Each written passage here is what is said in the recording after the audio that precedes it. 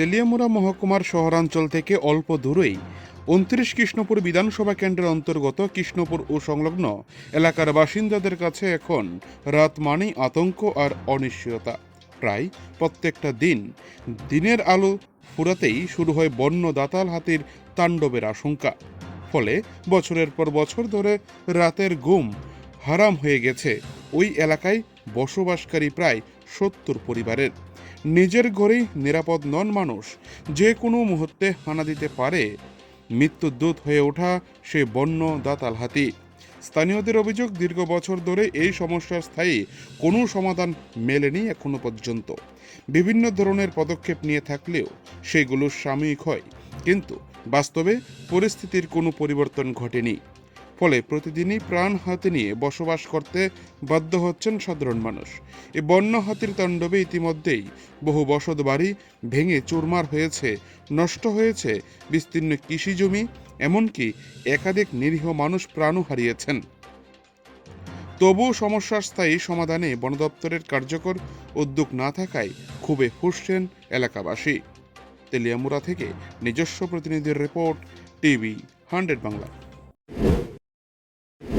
গণেশ তো রাত্রে ঘুমাতে পারি না, এবারে বাড়ি ঘরও ভাঙে আসে না। গণেশ বলতে হাতি হাতি মানে বন্য হাতি? হ্যাঁ, বন্য হাতি। মানে এই এলাকার মূলত কতজন মানুষজন আছে আপনারা এই এলাকাতে বসবাস করেন, যাদের জীবন জীবিকা এই এলাকাতে?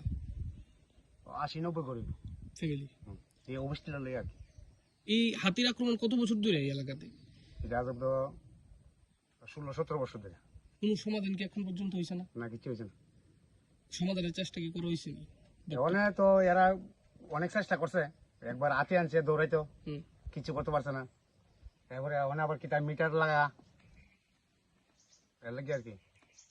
কি মনে করতেছেন এই হাতির সমস্যা কি স্থায়ী সমাধান সম্ভব? এটা কেমনে সম্ভব? এটা কিছুতেই সম্ভব হতো না। অনেক চেষ্টা করতেছে। কত বছর যাবত এই সমস্যা হাতের? এটা আজ ১৭ বছর ধরে। মূলত কি কিরকম মানে ক্ষয়ক্ষতি হয় আপনাদের? কি কি জিনিস? মানুষও মারছে, মানুষ মারছে, বাড়ি ঘর তো প্রচুর ভাঙছে। কি করবেন রাজ্য সরকারের উদ্দেশ্যে? ওখানে হাতি কেমনে এটা থামাইব, এটা বুদ্ধি করবো। কোন এলাকায় এটা? এটা আমার অবস্থিলা। কি নাম আপনার? আমাদের নীলাঞ্জন বিশ্বাস। আপনার কি এলাকায় জমি আছে? হ্যাঁ। কৃষিকাজ করে? কৃষিক্ষেত্রে ক্ষতিগ্রস্ত হয়নি হাতির কারণে? করে, ক্ষতি করে।